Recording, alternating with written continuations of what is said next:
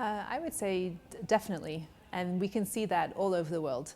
In Turkey, with protesters, in North Africa, with the Arab Spring and the Jasmine revolutions, in what in my context is often called the pink tide revolutions in South America, of democracies coming and people organizing. In my own context in South Africa, where mobilization was central to overcoming apartheid and is a really important politics today that challenges the state fundamentally. So in all sorts of ways, organizations, through contesting, through engaging, through challenging government, through doing things which are legal and illegal, they are pushing the boundaries, setting agendas, and really, in many ways, defining contemporary politics.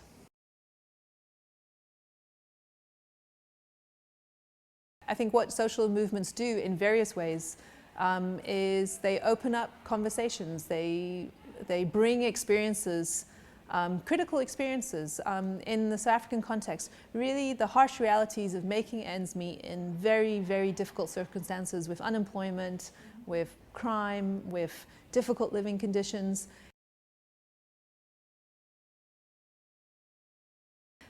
I think there was lots of activism before, but maybe we've understood it differently. Maybe it hasn't felt like such a global movement.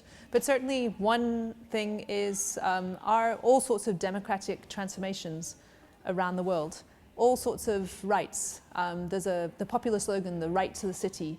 But there are norms now in constitutions. So in South Africa, for instance, we have in our new constitution, not new anymore, but in our constitution of the last 20 years, we have a Bill of Rights with socioeconomic rights, where it's specified that you have a right to housing, a right to safety, a right to decent education, a right to a safe environment. And those open up, and those we can see variations of those in many, many places around the world. And they open up the possibility for conversation, the possibility for the state to do new things, but also for movements to push the state and to claim and assert and mobilize for those rights. You know, in South Africa, we know there's a Chilean student movement. Around the world, we know that Brazilians are protesting the World Cup, and that opens up conversation.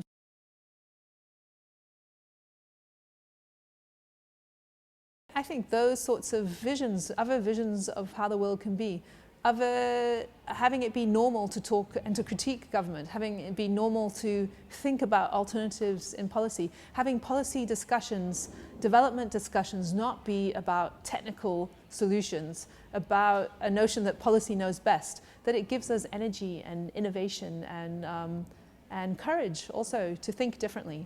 So I think that is something really fundamental. Maybe that's a little bit romantic, but there's lots and lots of possibility